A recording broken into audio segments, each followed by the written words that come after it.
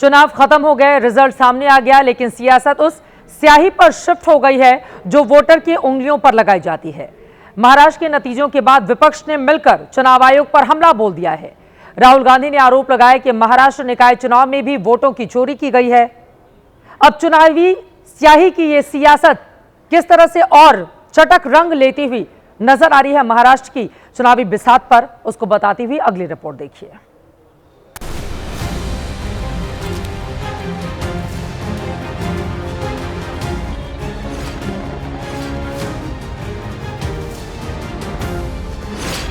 BMC समेत 29 नगर निकायों के नतीजों ने साफ कर दिया कि महाराष्ट्र में फिलहाल बीजेपी और महायुति का दबदबा बरकरार है। लेकिन महाराष्ट्र से आज आए नतीजों के साथ एक बार फिर विपक्ष का वोट चोरी वाला मुद्दा भी सामने आ गया।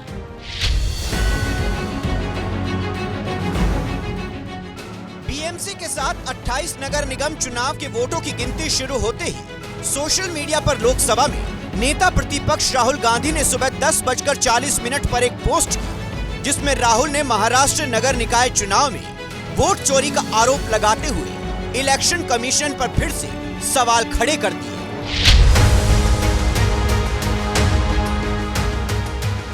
राहुल गांधी ने बीएमसी चुनाव में उंगली पर लगी स्याही मिटाने की यह खबर शेयर करते हुए लिखा, चुनाव आयोग द्वारा नागरिकों को गुमराह करना ही हमारे लोकतंत्र में विश्वास के पतन का कारण है। वोट चोरी एक राष्ट्र विरोधी कृत्य है। चुनाव आयोग पर राहुल गांधी के इस हमले की वजह है कल बीएमसी चुनाव की वोटिंग में इस्तेमाल किया गया एक मार्कर पेन, जिसे लेकर ये सवाल उठाए जा रहे हैं कि उसकी स्याही आसानी से मिट जाती है। अरे भाई, जब चोरी करके सब काम करना है, चोरी करके चुनाव जीत लेना है, तो उसमें माहिर हैं चोरी करने में। नेल पे सब इंक मिटा रहे हैं, मार्कर से मिटा रहे हैं, चुनाव जीत रहे हैं।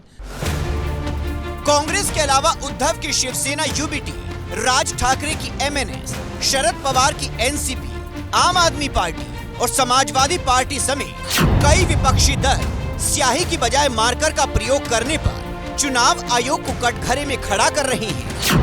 कल ही शिवसेना उद्धव गुट के नेता साईनाथ दुर्गे ने वोटिंग के बाद अपनी 2 तस्वीरें साझा की थी। दावा किया कि पहली तस्वीर मतदान के ठीक बाद की थी, जिसमें मार्कर का निशान नजर आ रहा था, लेकिन दूसरी तस्वीर में उनकी उंगली से मार्कर वाली स्याही मिट गई। और अब आज का जनहित मंत्र, सफल होने का कोई रहस्य या फॉर्मूला नहीं होता, ये आपकी तैयारी, मेहनत और नाकामी से सीखने का नतीजा मात्र है। इसी के साथ जनहित में आज के लिए दीजिए इजाजत।